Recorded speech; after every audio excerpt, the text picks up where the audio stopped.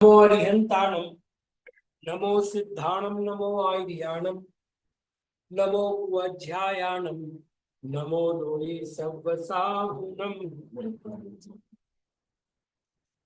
कल हम लोगों ने न्य प्रत्यय आरंभ किया था। न्य प्रत्यय में हमने नियम देखा था दीति, अदिति, आदित्य और पति है अंत में जिसके ऐसे शब्द, इनके साथ अपत्य अर्थ में न्य प्रत्यय लगता है। कल इसके उदाहरण भी देखे थे। दिति का दैत्य बना था, आदिति का आदित्य बना था, और आदित्य का आदित्य और आदित्य अर्थात दो यह और एक यह बना था। और पति शब्द से सेनापति का सेनापत्य, सैनापत्य, और बृहस्पति का बारहस्पत्य बना था। इसके आगे का एक नियम है कि यम शब्द से भी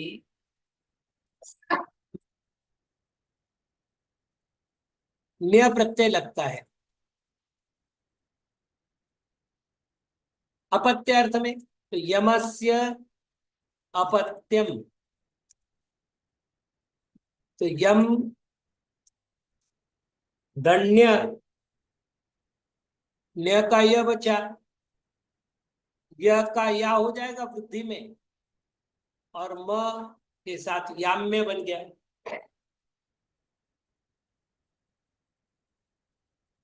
एक वार्तिक और आता है वाच, इसका अर्थ होता है वाणी। मति, इसका अर्थ होता है बुद्धि। और पितृमति,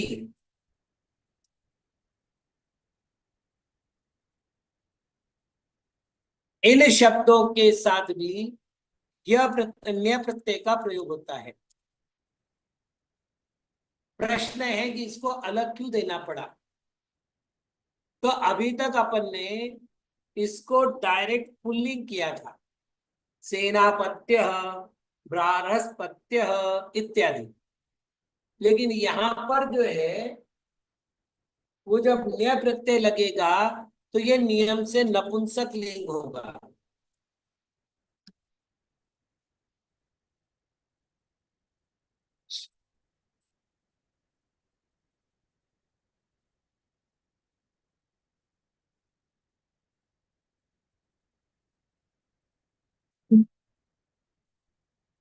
जी, जैसे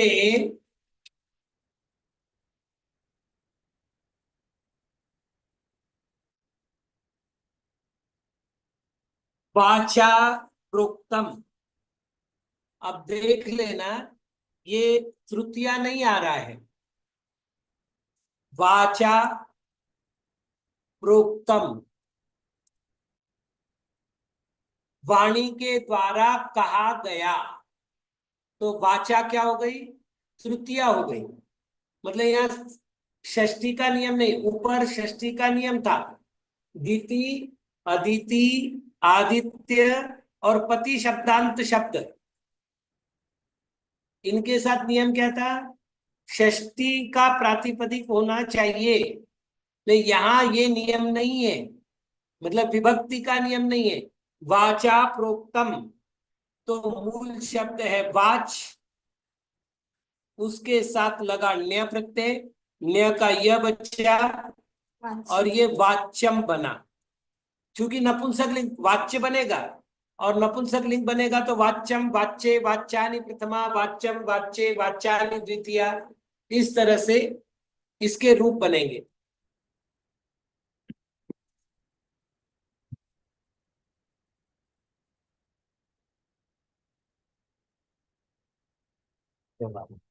मतौ भवम।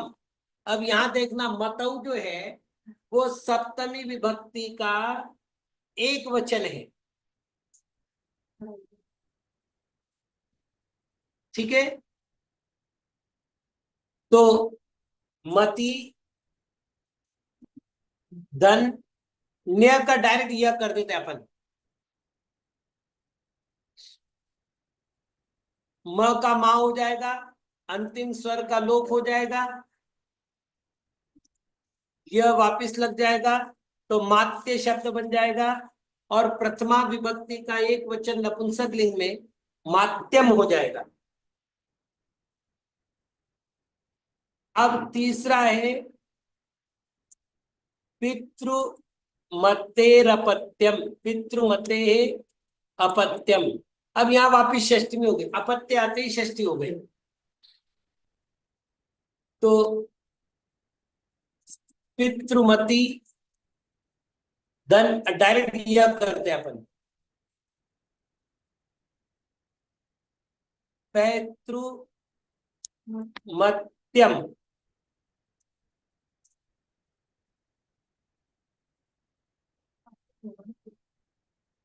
ना,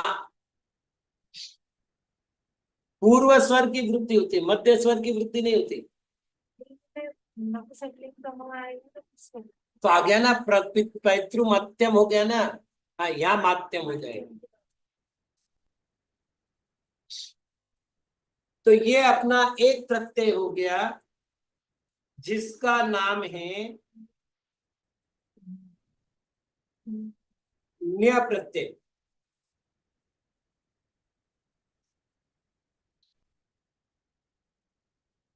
कुछ छोटे छोटे प्रत्यय कर लेते हैं।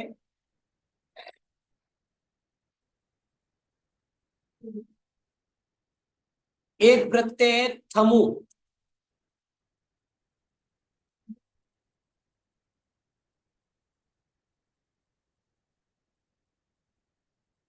इसका केवल थ शेष रहता है।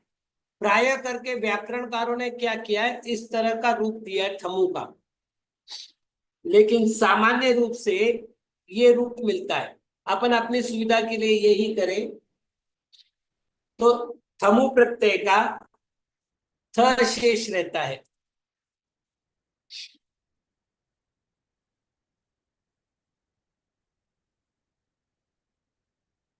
तमु प्रत्ययांत शब्द नियम से अव्यय बनते हैं।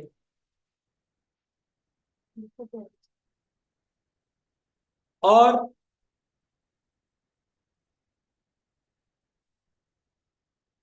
प्रकार अर्थ में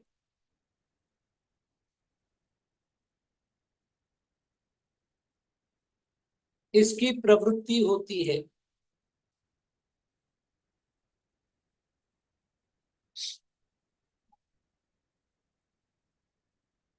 जैसे एतत् धन थमु, अपन थ ही लिखते हैं अब, क्योंकि प्रक्रिया में थमु का वापस थ करना ही पड़ेगा। ठीक।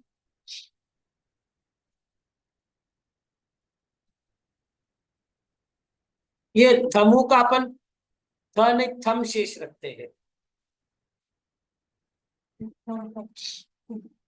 अब एक नियम है कि एतत्, नियम बता दूं, एतत्, थोड़ी देर बैठो, एतत् और इदम के स्थान पर इत आदेश होता है।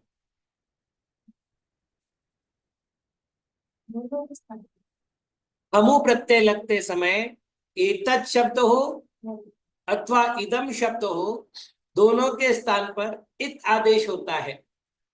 तो अपन डायरेक्ट करें, एतदंतम, इसके जगह हो जाएगा इत दंतम इत्थम। इसका अर्थ होगा अनेन प्रकारेण, इस प्रकार से। भक्तामर में अपन बोलते हैं इत्थम यथा तव विभूतिरभूत जिनेन्द्र, तो इत्थम शब्द ऐसा बना है। ऐसे ही इदम धन थमु यानी थम, यहां भी क्या बनेगा, ये सारा पेस्ट कर दो, क्योंकि इदम का भी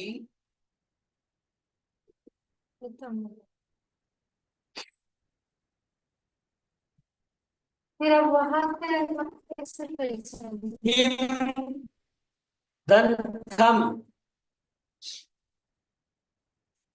किम के स्थान पर क आदेश होता है, ये अपन पहले कह चुके हैं।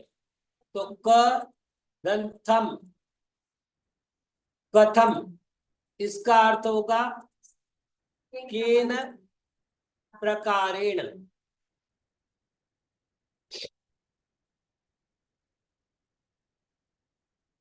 बस हो गया ये प्रत्यय पूरा।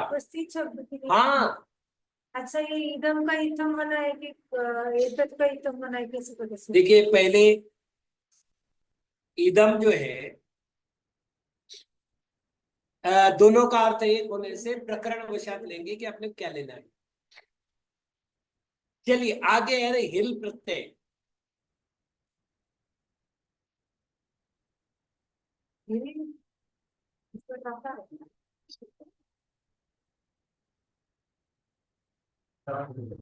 रिल, हाँ हाँ, सप्तम्यंत प्रातिपदिक होने पर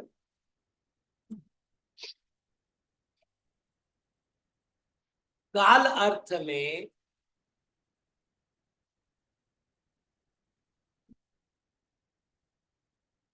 हिल प्रत्यय का प्रयोग होता है। प्रयोग काल में री शेष रहता है और री प्रत्ययांत शब्द अव्यय बनते हैं। अव्यय बनने का एक फायदा है, कोई विभक्ति नहीं, वचन नहीं, कुछ नहीं, डायरेक्ट डायरेक्ट उसका प्रयोग कर दो। जैसे मुझे कहना है अस्मिन काले, अस्मिन का, देखिए अस्मिन जो जिनको शब्द रूप याद होंगे उनको ये बातें बहुत जल्दी जल्दी समझ में आएंगी।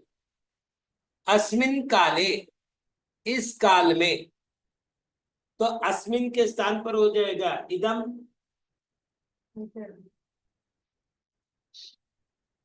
धन तरही,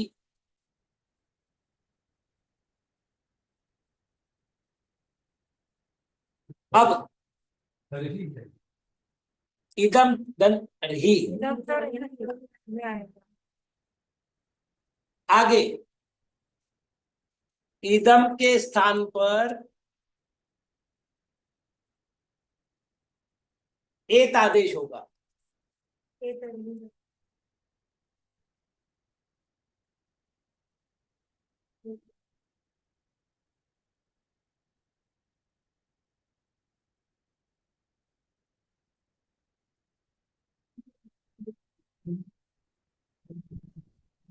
और चूंकि ये जो है अव्यय है, इसलिए कोई क्रिया करने की आवश्यकता ही नहीं है। चलिए, कस्मिन काले,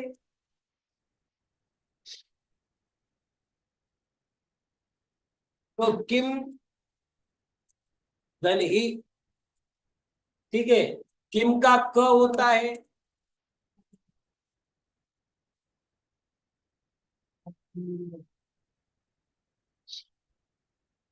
तस्मिन काले,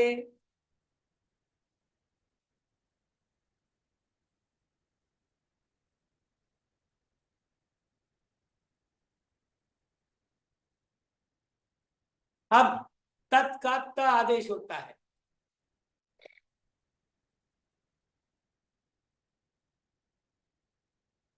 यस्मिन काले, यत् की जगह यह आदेश होगा।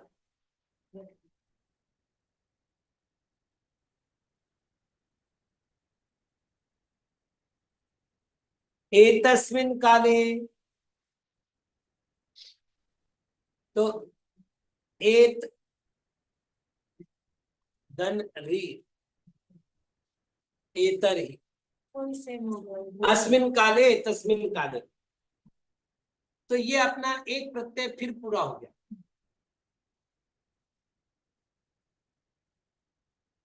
चलिए और चर्चा करते हैं। अब तीन प्रत्यय एक साथ लेते हैं।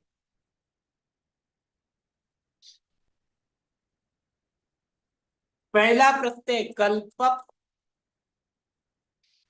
दूसरा प्रत्यय देश्य, और तीसरा प्रत्यय देशीय। देशीयर।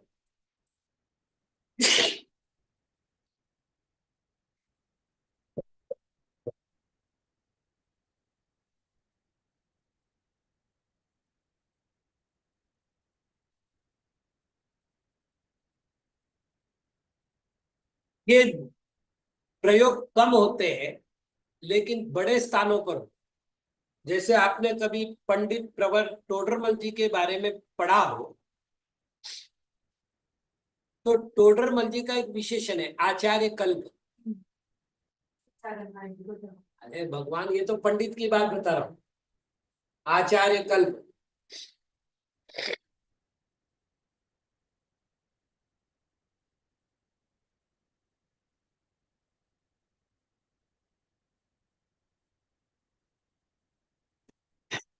रूबी दीदी, अस्मिन काले का अर्थ होता है इस काल में, एतस्मिन काले का अर्थ होता है इस काल में, कस्मिन काले का अर्थ होगा किस काल में, तस्मिन काले का अर्थ होगा उस काल में, और यस्मिन काले का अर्थ होगा जिस काल में।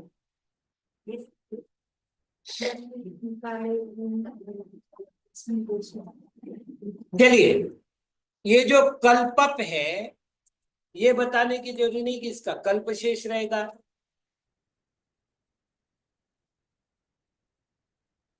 और देशीयर के स्थान पर देशीय शेष रहेगा।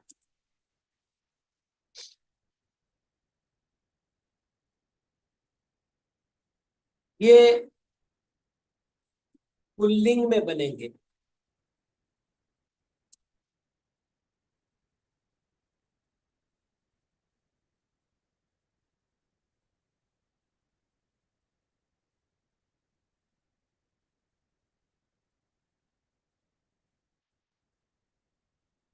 और इसका जो अर्थ है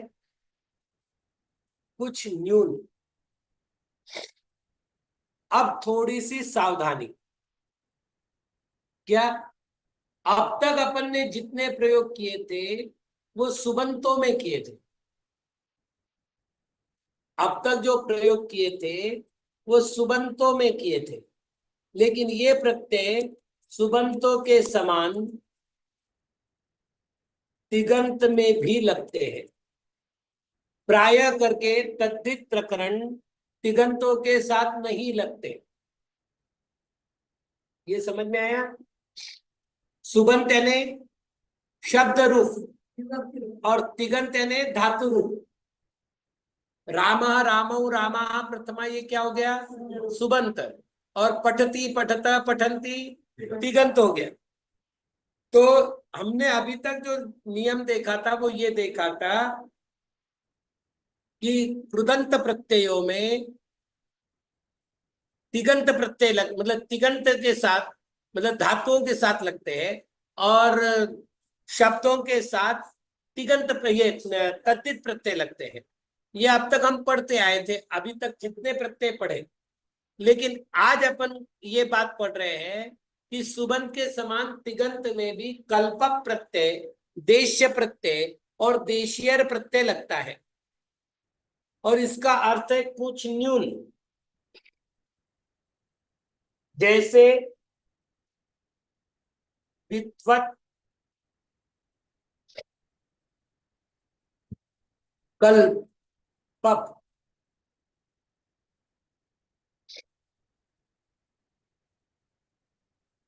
कुछ भी करना नहीं है। विद्वत कल्प, क्योंकि कल्पक का क्या बचना है? कल्प। और पुल्लिंग करना है तो एक वचन में कल्प हो गया। अब आप कर लो वीर शब्द के समान, विद्वत कल्प, विद्वत कल्पो, विद्वत कल्पा प्रथमा। इस प्रकार से सातों वचन, सातों विभक्ति तीनों वचन। अब यदि तिगंत में लगाना हो तो मतलब इसका अर्थ क्या होगा, पहले तो ये कर लेते हैं। तो ये होगा ईषद ऊनो विद्वान।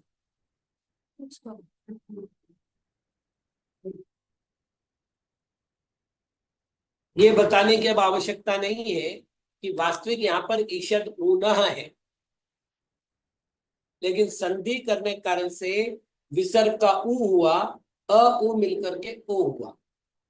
तो ईषद ऊनो विद्वान विद्वत कल्पः।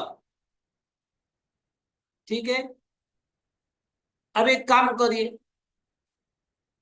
इसके स्थान पर दूसरा प्रत्यय लगा देते, एक साथ तीनों हो जाएंगे।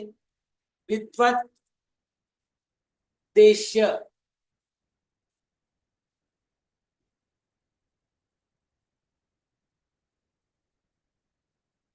ना एक देश इसका नहीं आएगा दीदी, कुछ कम करना है ना। कुछ कम मतलब उसके समान, जैसे आचार्य कल्प पंडित टोडरमल जी, मतलब आचार्य के समान है, बस आचार्य नहीं है।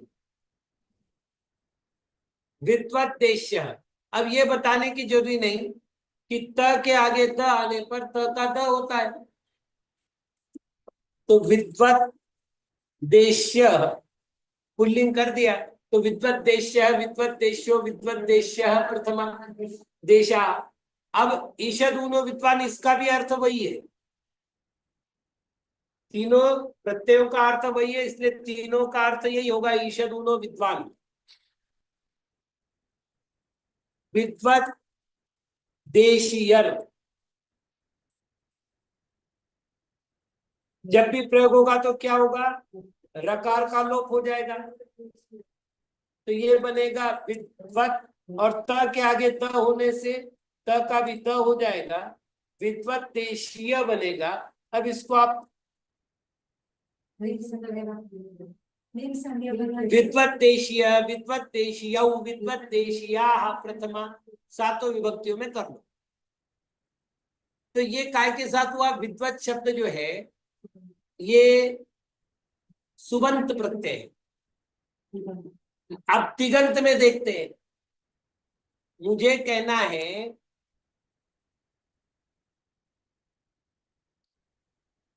ईषदूनम पचति।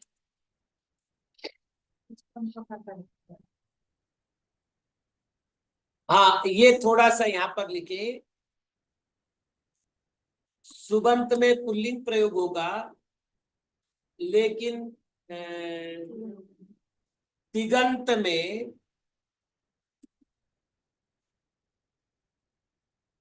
अर्थ नपुंसक लिंग में होगा।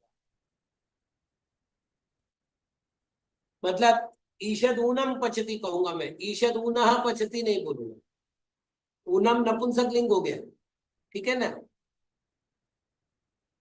तो ईषद ऊनम पचती, अब बताने की जरूरी नहीं, पचती धनकल्प, पचती कल्पम। तो कल्पम कैसे बना, नपुंसक लिंग।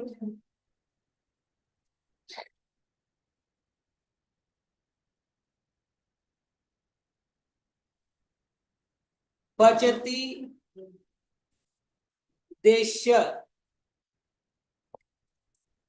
पचती देश्यम।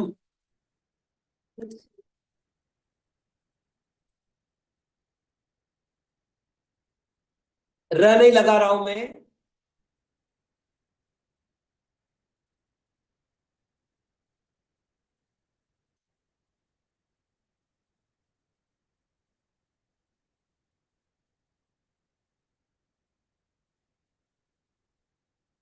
चलिए।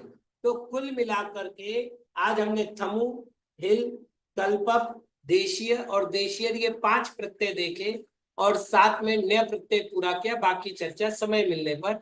ओम नमः।